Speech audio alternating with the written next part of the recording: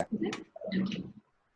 So, good evening, everyone, and thank you so much for joining for this webinar this evening.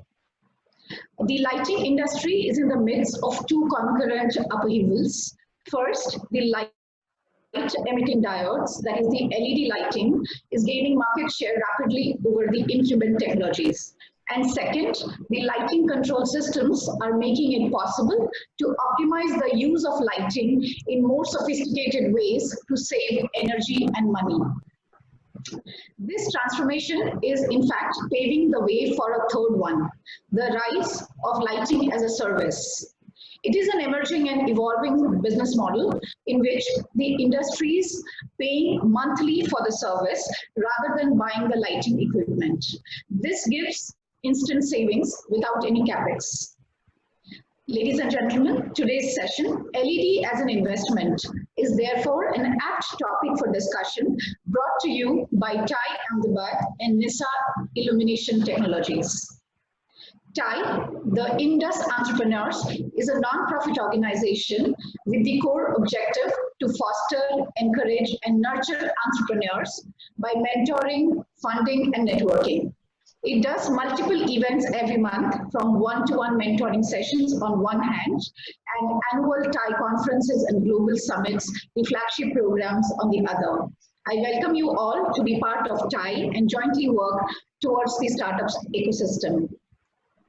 NISA Illumination Technologies was founded in 2010 with a mission to promote green energy solutions. With a focus on solar and LED technology and optimal design techniques, NISA has created highly reliable and cost-effective solutions. It is very much R&D focused, manufacturing all electronics on its own, including drivers used in LED and solar lights.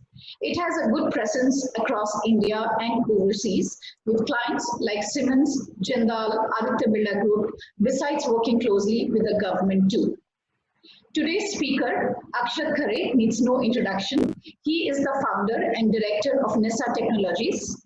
He is an alumni of IIT Mumbai, where he studied BTech and MTech, and IIM Ahmedabad. He has more than 12 years of experience in this industry. I welcome you all, and over to you, Akshat.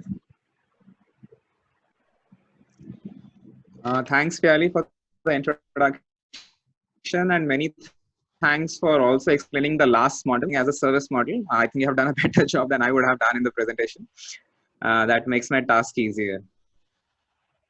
First of all, everyone, thanks for joining in. And we are also thankful to TIE for partnering us in this event.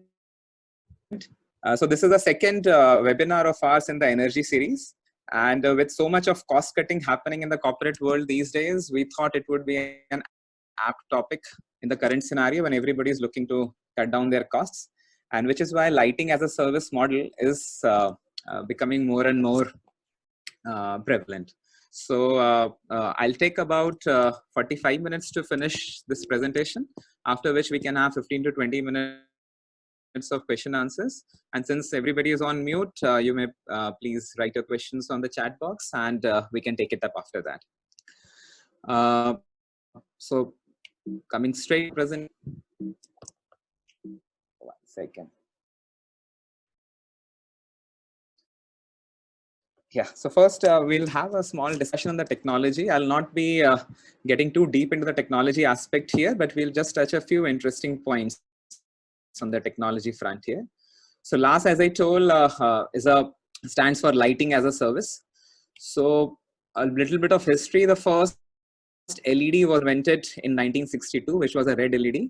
Interestingly, it coincides with the Chinese war as well, which is now the biggest manufacturer of LEDs now. In 1994, first blue LED was made, which was the biggest discovery, biggest invention rather. And because it's only from blue LED that the white LED is made. And after the white LED was made in the next 2 years, it became, it started getting used for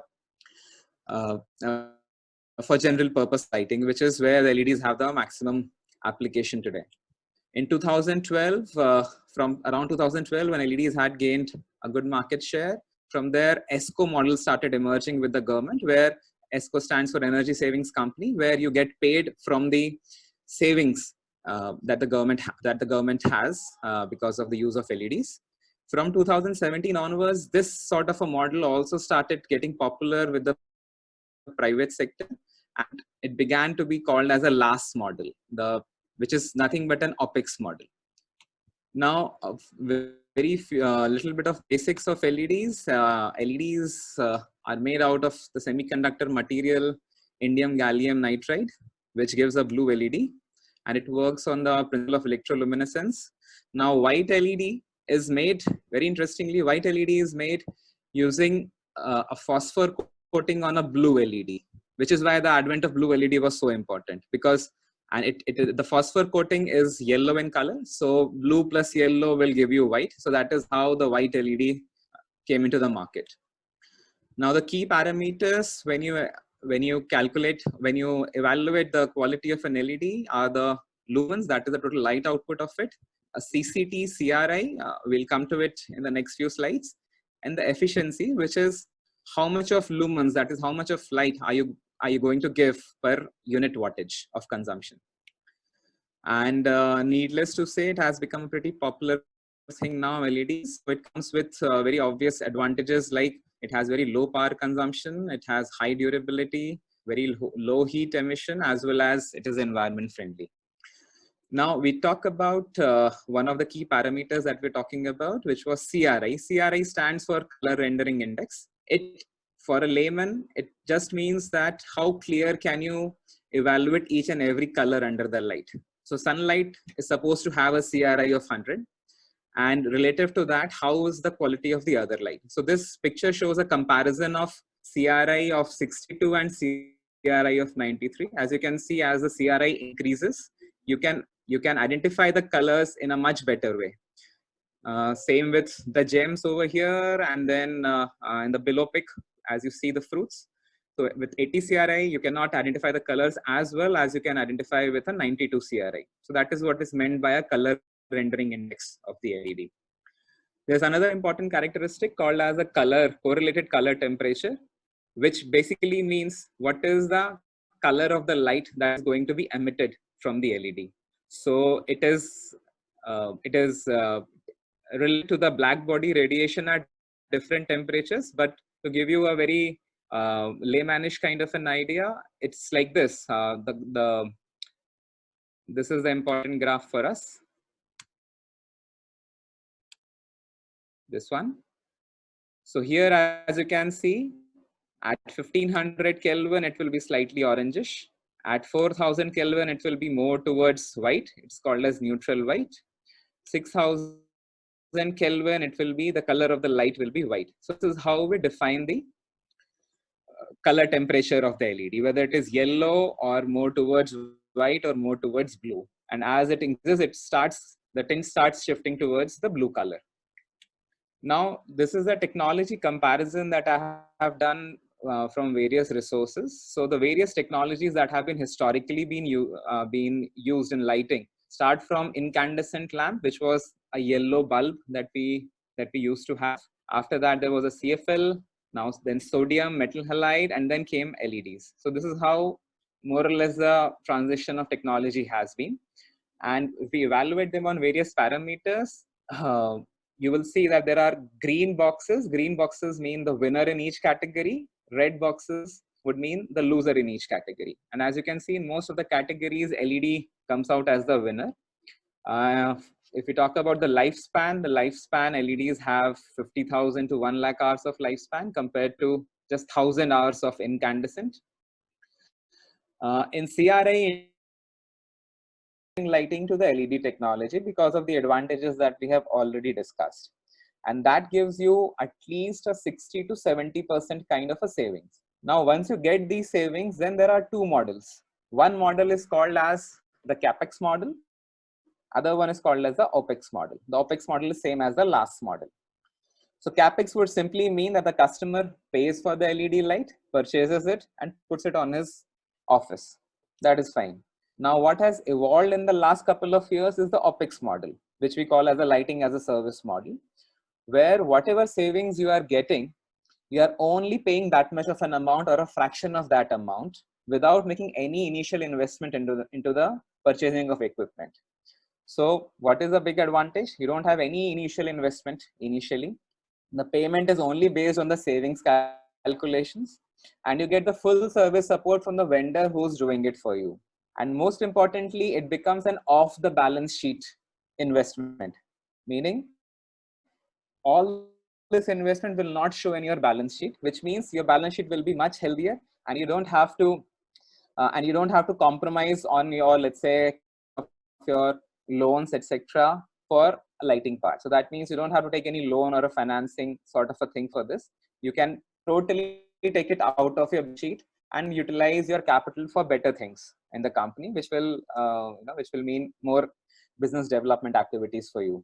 Which is why, because of these advantages, the last model has suddenly started picking up in the last couple of years, and it is projected to become a 2.6 billion US dollar market by 2026, which is almost like I think around 18,000 crore kind of a market.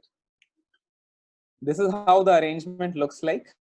That these are two different kinds of models. The first one is the original LAS model, and the second one is a slight variant of that, which I will call as an MLAS. That means a modified LAS model. In the LAS model, there is a manufacturer, there is an SPV, there is an investor, and there is a client. So these are the four entities involved in the arrangement. The manufacturer sells the LEDs to the SPV and gets the payment instantaneously. That purchase is funded by an investor who gets returns out of it. Then the SPV rents out these lights to a client, and the client in turn pays the SPV in the form of EMIs. That is a very simple model. So from SPV to the client, the transaction will be on rent, and it will not be transfer of ownership of the asset. In the modified LAS arrangement, the only difference is that the SPV actually makes a sale to the client, and the client still pays in EMIs, but now the ownership of the assets is on the name of the client. So that's the minor difference between the two models. In the MLAS model, by the way, the GST is straight away returned by the client as an upfront payment, but that is not really any investment for them because they get the due credit for that as well. So these are the two LAS and the MLAS models. Our analysis would be mainly based on the original LAS model, which is the upper one. So what are the savings? What are the advantages? You get zero initial investment. You get to do zero initial investment. You pay installments only for 24 months. In our modeling, we have done it for 24 months. And while you can get service support and full warranty for 36 months. Now, you can also take full depreciation benefits in case of an MLAS model, but not in the LAS model. There is no capex budget required, and you get additional 35% savings in the existing lighting, and O&M with zero investment. So that means all these kinds of savings and all these kinds of things, advantages start getting accrued to the customer. There are about 8 steps required in having these kinds of models. The first one, you have to perform a site survey and gather the details of the light fittings. Then you actually measure the lighting levels currently, and you also consult the people over there about what are the desired lux levels. By lux, I mean the intensity of light that one is getting. And then based on the discussion, in step 4, you finalize the acceptable lux levels. And after that, you do an analysis using some softwares that if you replace the old fittings with the new fittings, what would the lux levels look like? And as long as they meet the acceptable standards, you get the approval from the client. Based on this, now you compute the savings in terms of units. That means how many units of electricity you are going to save every year or every month. And based on that, you calculate the total savings in the form of rupees. And finally, in the last step, you work out a 24-month of EMI payment program. So it's a very simple exercise, but it requires some involvement. It is not an off-the-shelf product which you can sell. You have to do an initial survey, design, and then sell the solution. It has to be sold as a solution and not really as a product. So with this thing, these are just some certain illumination requirements, just to give you an idea. If you are a customer, what is the kind of illumination level that you should expect from each and every application? So to give you some extremes, the brightest summer day have about 1 lakh lux level, will have lux level. So that is the intensity we are talking about, and that is the comparison which you can keep in your mind. Now, based on this, depending on different commercial applications, the lux level requirements keeps changing. Roads generally have a 4 to 30 lux, depending on the kind of road. This is as per the Indian standards 1944. Then there are conveyor belts would require about 30 to 100 lux. Warehouses, storage places require about 100 to 150 lux. General plant, a factory would require 150 lux on the general areas. Office desk requires about 250 to 400 lux. But as the precision work starts getting, as the work starts getting more and more precise, the lux level requirement will keep on increasing. If you are making a drawing, you would require about 1000 lux to make a good drawing without much of a headache on your eyes. Cricket pitch, for example, has about 1500 to 2000 lux in the day-night cricket matches. And for very high precision work, you can even require up to 5000 of lux level. So this is again based on certain sources. And these are the generally accepted standards worldwide. So this is how the solution looks like. You provide this kind of a solution to the client, where they will give you a drawing, and then you will work out that this is how I will put the lights and this is how the illumination would look like. These are just certain examples. This is a go down analysis, and this is a street lighting analysis. So everywhere you do this kind of an analysis and present it to the customers for their approval. Now that was the last model. Now we come on to the finance part, the return on investment. How much are we actually going to make from this thing? So again, in the return of investment calculations, I have tried to make it as close to reality as possible. And so that is why I would present the first 6 assumptions, first of all, in front of you. The first assumption is that I have assumed the original last module, the one we had seen just back, in which there is a manufacturer, there is a customer, and there is an investor. These are the 3 people involved, the 3 stakeholders in this entire model. Then a 2-year contract duration is assumed, and a 3-year warranty is assumed on the products, which is very, very, very easily possible from a lot of vendors. The customer keeps 35% of the savings and pays 65% as EMI. So that is the advantage that we are giving to the customer, that whatever savings you are going to get out of it, you will pay 5%. You will pay only 65% of those savings, while you will retain 35% of savings with you. The marginal cost of electricity is assumed to be 7 rupees per unit. If you look at in Gujarat, it is about 7.27 rupees per unit from Torrent Power. So that is why I have been a little conservative, and I have assumed it to be 7 rupees per unit in the industrial areas. I have assumed 12 hours of operation, and I have assumed 10% equipment depreciation rate, which is allowed by the income tax laws in India. Then outdoor lighting project is assumed, wherein we are changing sodium and metal halide by LEDs.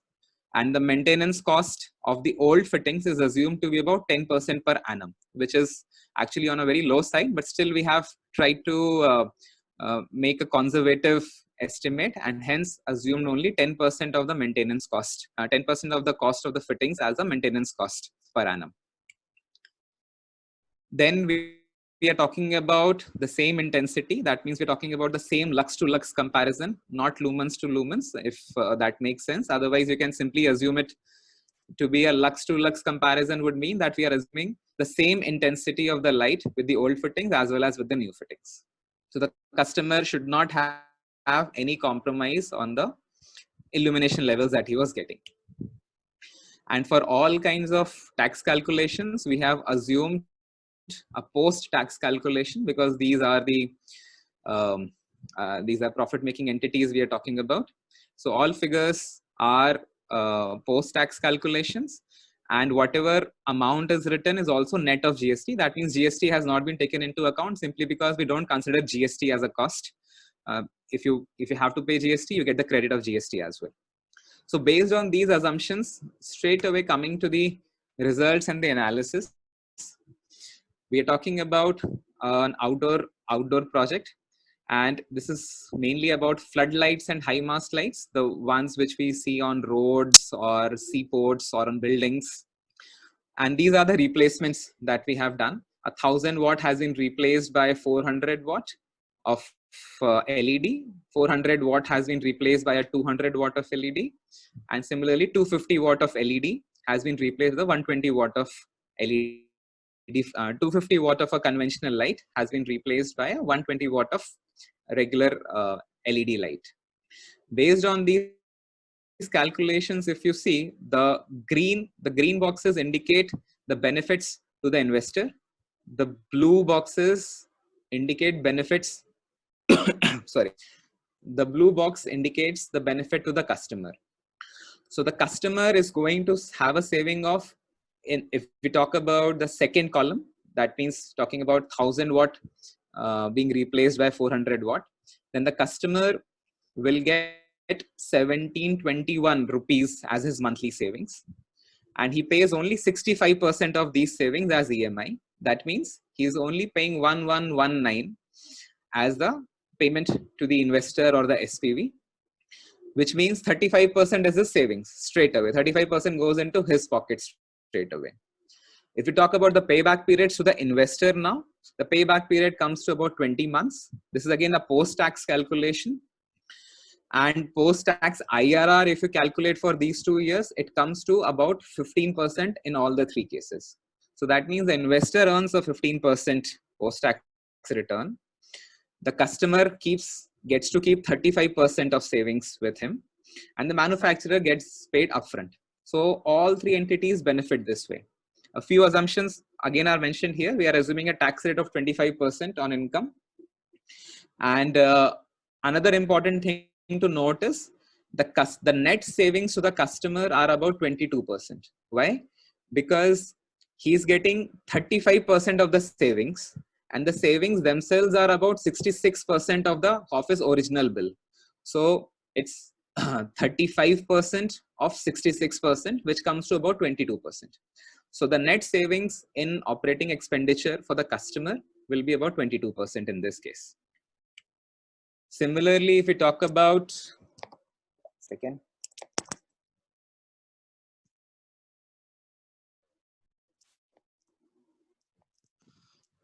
Similarly, if we talk about street lights, then the street lights, similar analysis would yield about 15% post-tax IRR to the investor. And by the same calculations, the customer would be saving about 435 rupees per month, of which he will be paying 82 rupees as payment to the SPV, and he'll be keeping the rest of the money with him. Again, the net savings to the customer again come out to about 22%.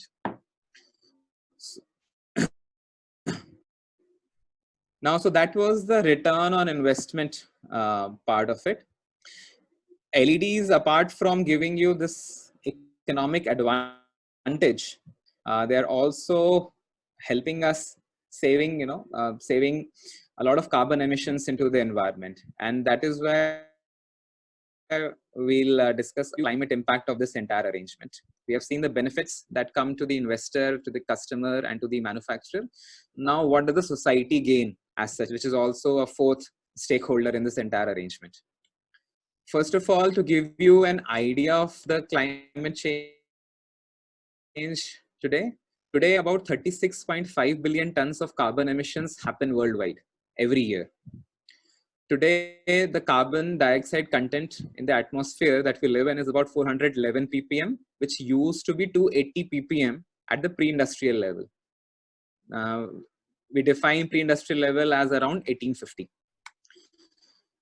There is a consensus amongst all the scientists now that if the temperature today goes beyond 2 degrees Celsius, above the temperature on the pre-industrial levels, it will cause some irreversible damages. So there will be heat waves, the polar ice would melt, the sea levels would rise, and there would be drought, and all kinds of irreversible damages can happen.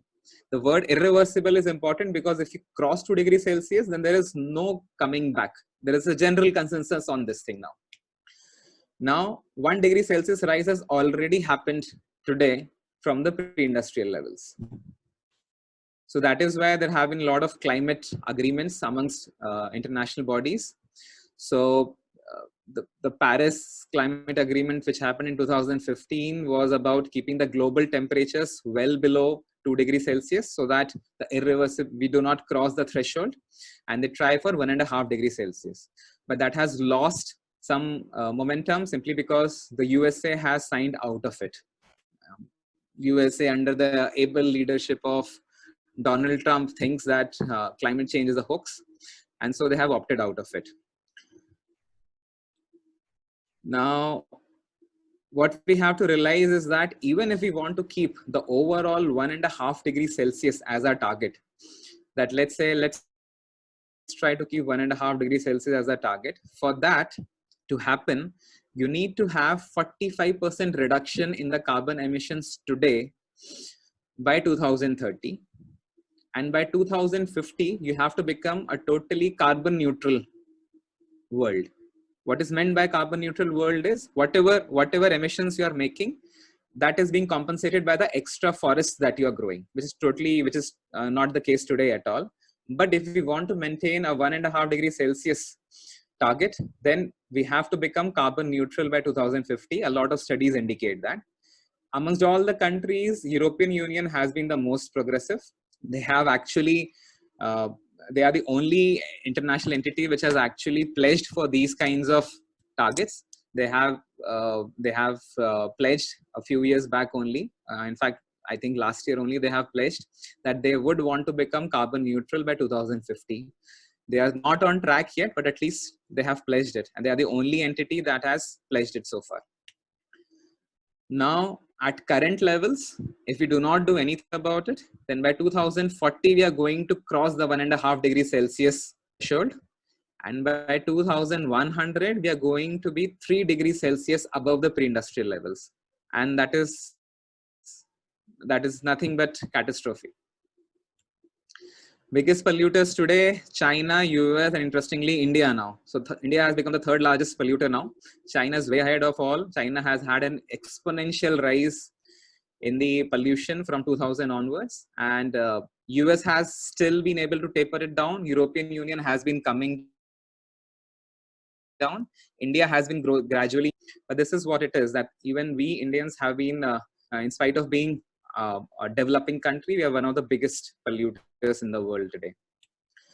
So now with this thing, how does LED adoption help?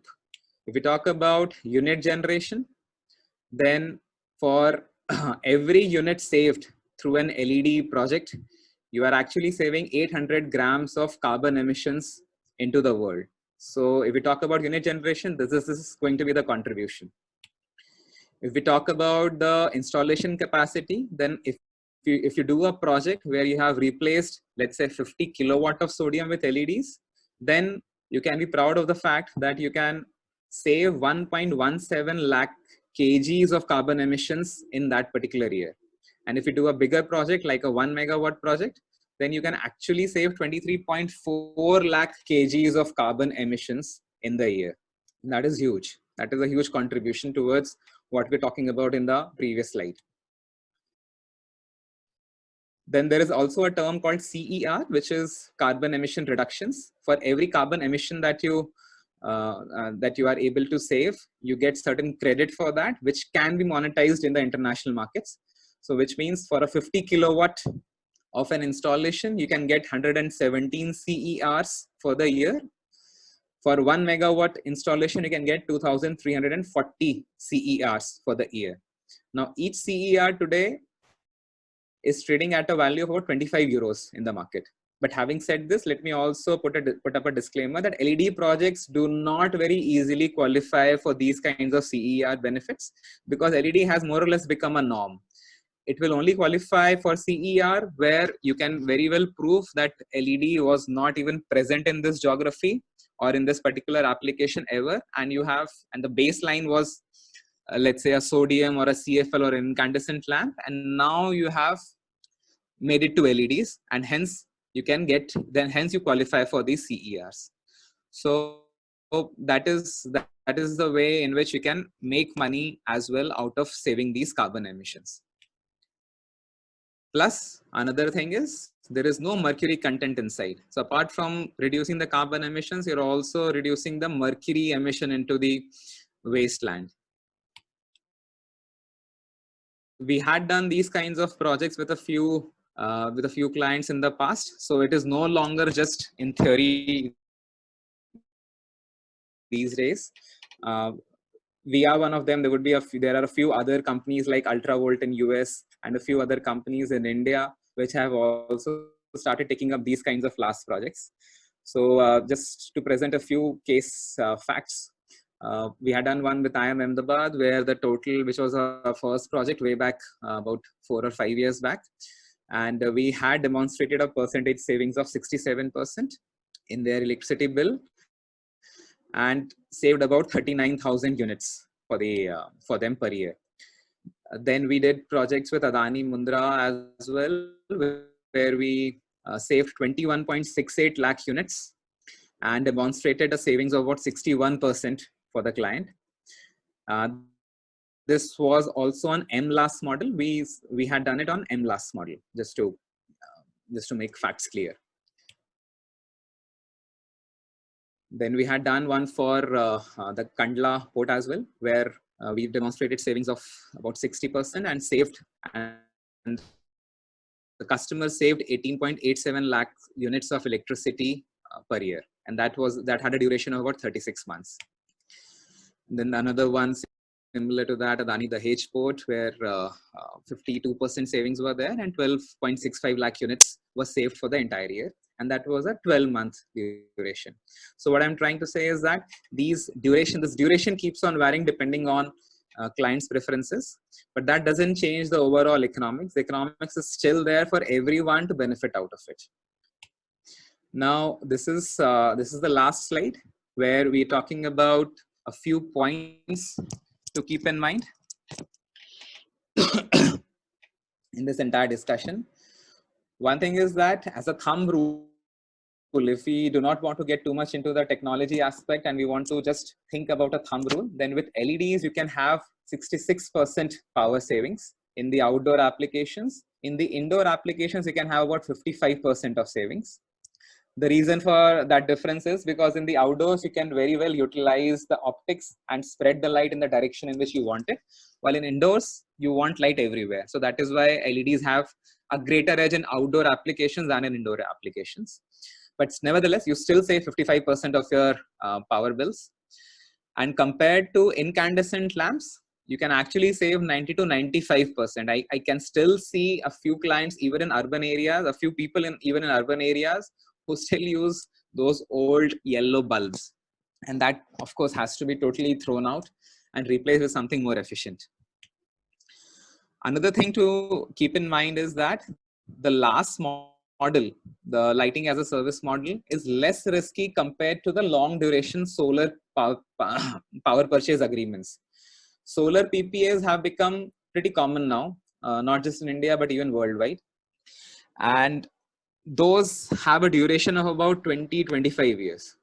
While in last model, I advocate a smaller duration of about 2 years, so as to make the entire project less risky, both for the customer as well as for the investor. And hence it becomes easier to, since the risk element is lower here, it goes through much better compared to the solar PPAs.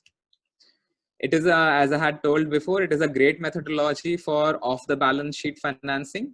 You don't have to show the assets on your balance sheet and the corresponding liability on your balance sheet. You can totally take it off and simply pay a monthly rent so that your bankers are happy and they do not feel that you're overcapitalized. Now, the figures that I have presented in the return on investment would change for different duration periods. They would change for different electricity rates. They would change for different arrangements as well, whether you go for LAS or MLAS. But the point that I was trying to make is that the economics is very much there for everyone to benefit. If you go for longer duration periods, the investor will have greater return on investment. While there would be some smart customers who would think that they have the money, then why not simply pay it? That is also very much possible, that you propose a last model to them and they actually pay everything upfront and buy everything upfront. But overall, the figures would definitely change depending on the kind of arrangement that you have.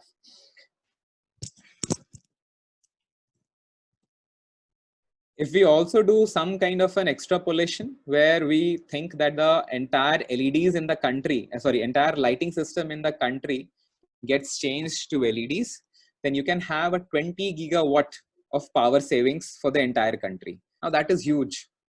The total gigawatt, the peak gigawatt requirements in India are about 200 to 50 gigawatts. So that means we can address almost 10% of that peak by simply going through this kind of a route, which is good for everyone and which will suddenly bring down the overall power requirement in India from 200 gigawatt to 180 gigawatts that way. Same thing, by the way, the total power capacity installed in India is about 350 to 400 gigawatts, of which about 200 to 50 gigawatts gets addressed on the peak. Also, one more thing that we need to understand is that the LED chip doesn't come with a single day warranty. I would again like to emphasize on this point. So that is why if you want to go for this kind of a model, you have to understand that the LED chip will only work for as long as the manufacturer designs it for, which means the LED chip can very well get damaged very soon, unless and until you take into account all kinds of technological aspects that we were talking about. So the product has to have a warranty, and the product should be designed in such a way which takes care of all these things like thermal management, driver design, optical design, and all the things that we talked about. Only then can you think that the lighting as a service will become a sustainable model for you.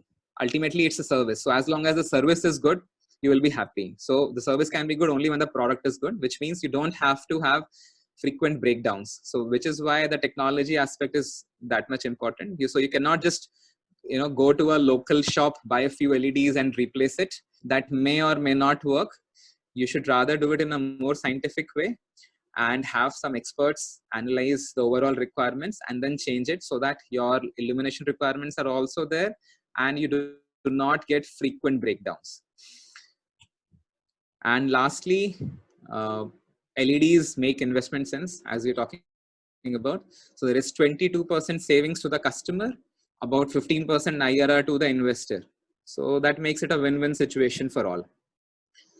And I think that is all I wanted to say in this presentation. I think in these COVID times, this is one apt line that we had seen. It is during our darkest moments that we must focus to see the light, allegedly said by Aristotle. And with this thing, I would like to end this presentation. Thank you so much. This is my contact and my Twitter handle on this thing. And now if we have about another 15 minutes for question answers. If there are more questions, I'll be happy to address them. Thank you so much for being such patient listeners. Okay, thank you so much. We'll quickly begin the question answers. I'll first read out some questions from the chat box, and then we'll get some few more if time allows. Sure.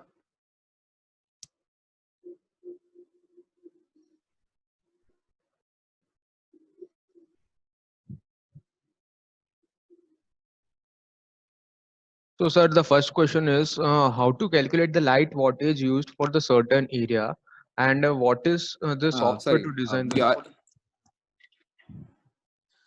Sorry, your voice is breaking, Adit.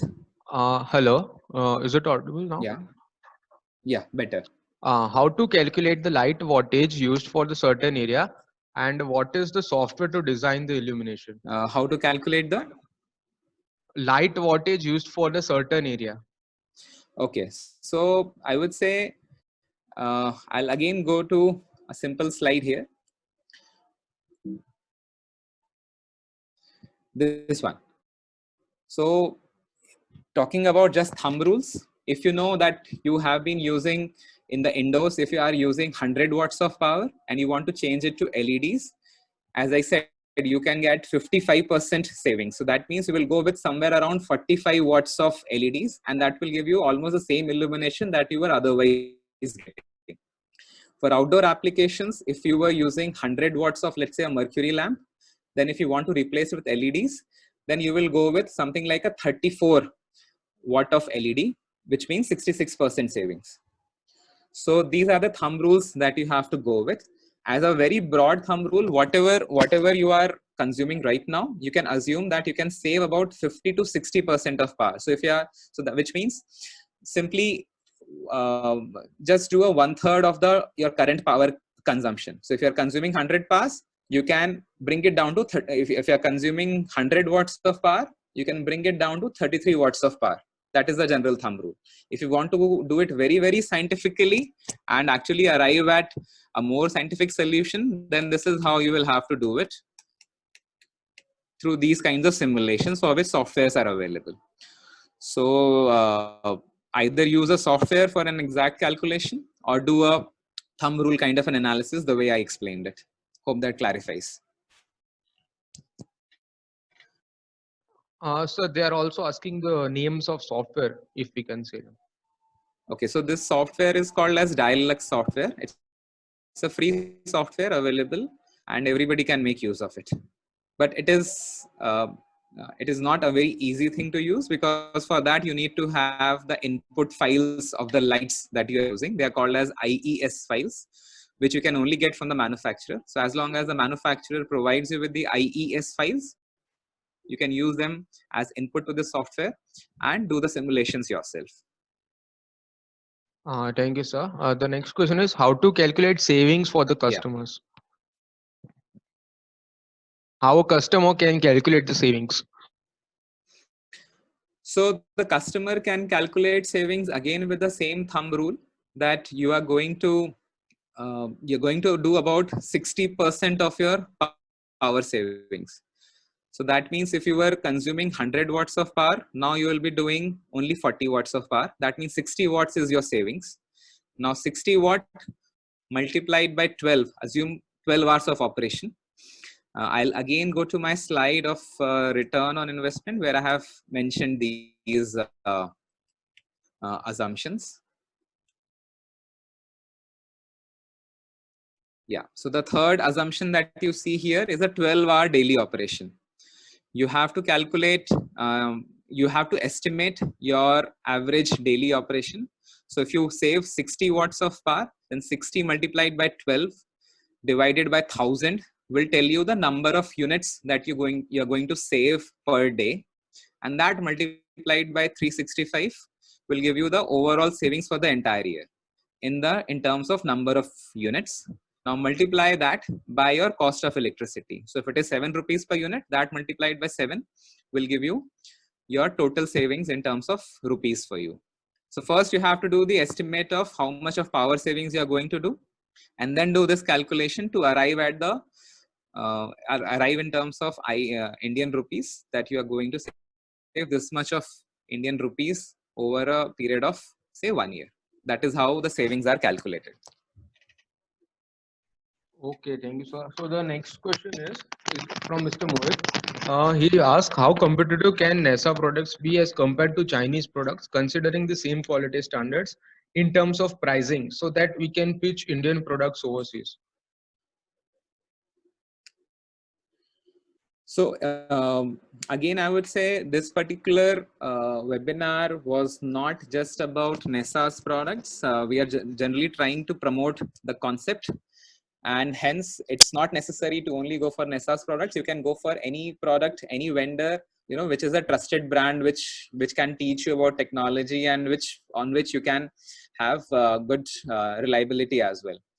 Now, if you're talking specifically about NESA, we are fairly competitive, even as compared to the Chinese products. In fact, not just us, most of the Indian manufacturers are fairly competitive when it comes to comparing their products with the Chinese products, as long as the comparison is apples to apples. A lot of times what happens is people simply do a wattage comparison, that a 60 watt of Indian product from this Indian product costs this much and a 60 watt of a Chinese product costs this much. That is not the right way of doing it. You have to take into account everything, like what is the light output, the lumens, what is the illumination level that you're going to get, what is the sophistication level of the drivers that are being used, etc., etc. So when you compare these two, when you compare apples to apples in terms of specifications, Indian products are as competitive as the Chinese products and much better in quality as well. And so you just have to be knowledgeable enough to understand that how is the comparison being made. It should not be, a very common mistake is the wattage comparison. You should not be comparing two products only based on the wattage. You should rather be comparing them on the light output as well as the quality of electronics that goes inside. Okay. The next question is, what does photometric result and LM79 report? And what is lumen maintenance factory and LM80 report? Does our products have both of them reported tested by third parties? So LM80 is a report which is given by the LED chip manufacturer. So NESA is not an LED chip manufacturer. NESA is a product manufacturer. So NESA cannot give you an LM80 report. LM80 report will only be given by the LED chip manufacturer. So the top four brands in the world in LED chips are Cree, Osram, Nichia, and Philips. So you can get an LM80 report from these LED manufacturers. What an LM80 report tells you is this, that what is the life of the LED, which means if the temperature of the LED is maintained at say 85 degrees Celsius, then how long will the LED last? So the LM80 report gives you a guarantee that if you manage the heat well inside the LED, then the LED will last for 60,000 hours or 1 lakh hours or 50,000 hours. So good LEDs, all good LED manufacturers will have the LM80 report.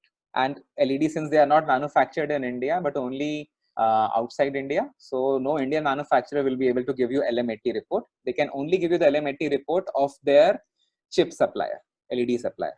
Now, when it comes to LM79, LM79 is something which is a product characteristic, which tells you that what is the lumens of your, what is the total light output of your fixture, what is the wattage consumption of that, how is the photometry like, as in how does it spread the light, whether it spreads the light in a horizontal direction or a vertical direction. And that is a report which is specific to the product, and that NESA can provide and any other good manufacturer in India can also provide. So that's the difference. LM79 gives you the light distribution of the product. LM80 gives you the life of the LED chip. Okay, thank you, sir. So the next question is, how last model is viable for indoor lighting and any software to calculate that?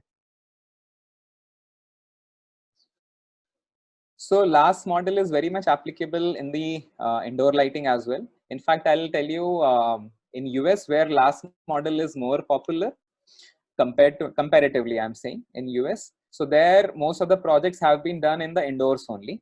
And the duration of those projects has been in the range of 5 to 7 years. In India, given there is a default risk, given that we don't have a very strong judicial system, I do not recommend such a long period because it can, cause a lot of legal problems as well. So that is why I would say in India, when the economics is anyway working out, why not keep it a simpler and shorter model, like a 2-year model. So in indoors in India, the last model can very well work out, and the duration can be anywhere between 2 and 3 years. For outdoor models, 2 years is more than sufficient.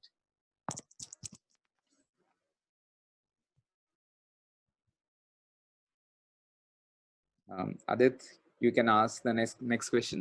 Yes, sir. Hello. The next question is, what's the availability of products and how can we explain convenience to the society management? Yeah, Adit, if you can also mention the name of the person so that he also knows that his question is being addressed. Yeah, sure. This was asked by Mr. Manoj. Fine. He What is the asked, question? what's the availability of products and how can we explain convenience to society management? I'm sorry, come again. Your voice was not very clear. How can we explain convenience to the society management?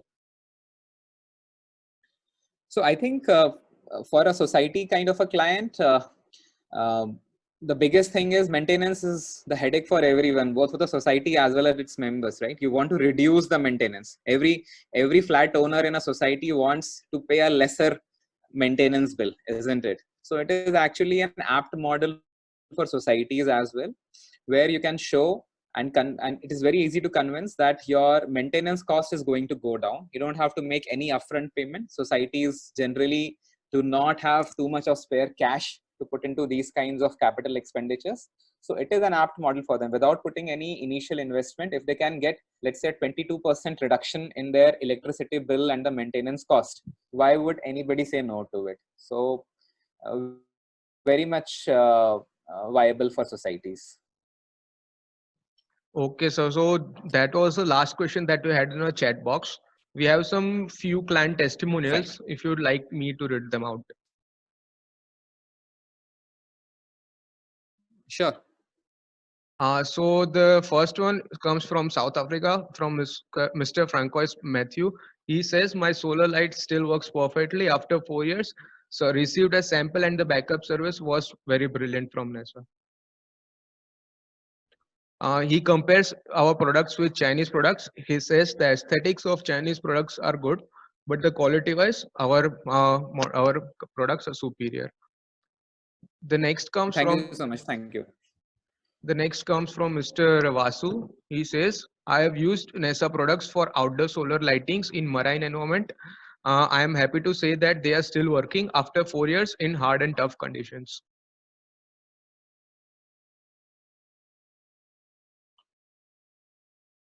Yeah, so that's it. So that's it in the chat box. Thank you. Thank you again, sir. Thank you so much for the nice words. These things definitely encourage us to do things more enthusiastically. Thank you so much.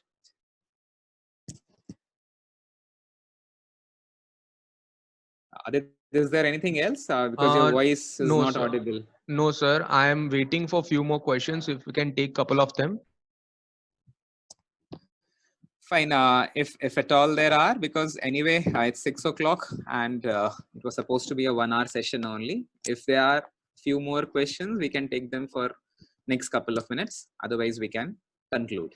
Okay, so before that, Mr. Abhishek Gupta has to say something and I'll just unmute him. He wants to talk to you directly.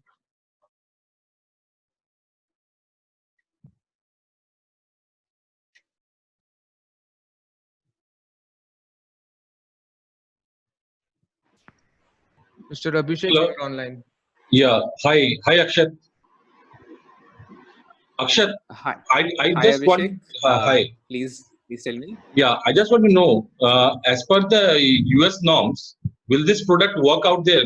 Will it get the certifications? Because we are one of the leading exporters of solar products from India. So will it clear? What are the certifications that NESA has so that it gets cleared? We don't get. Okay. See, in most of the there are two kinds of markets that are happening in US. One is which requires a UL certification, and the other one is also there which doesn't require UL certification. So in certain applications like pharmaceuticals and oil and gas and those kinds of sensitive industries, the UL certification is compulsory, which today we haven't got. We have got it for we have got the European standard certification, that is the CE certification. But is fine enough. there are also a lot of LEDs, right? So that is what I was saying, that a lot of customers are okay with CE certificates as well. And as long as that is there, a lot of US customers accept it. So So in CE that case, in certification those applications, very well qualified. can help But us in even hygiene. otherwise, sorry? These certifications can get us to Haiti and the South American countries. Right. True. And they are very well, of course, acceptable in Africa, Middle East, Europe as well. Exactly. Right. But certain very stringent industries in US will require a US certification, which today we don't have, but it's not very difficult to get. So as long as the opportunity is there, we can get it. Yeah, means now as per the norms, means most of us will be working from home for next normalcy. This is a new Right. normal. So the True. illumination, Very true.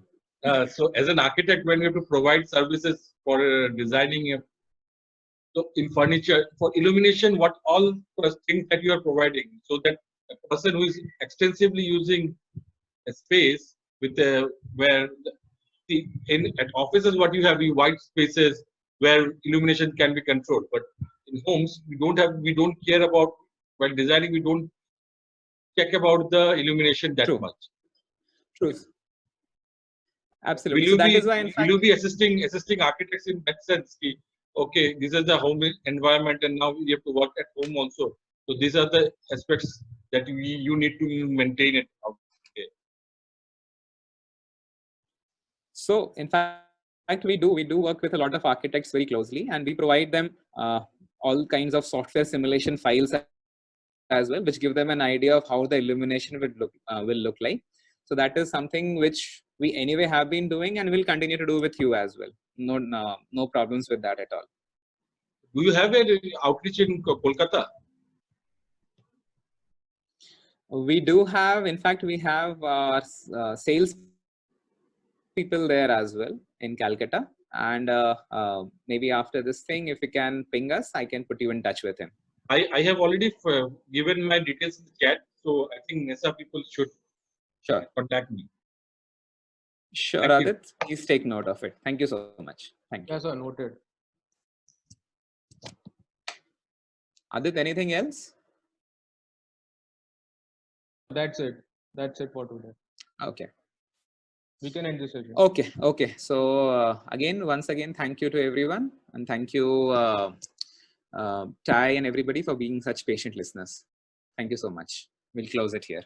Or are there any parting words to be said by Ty? If that is so, please go ahead, Pyali.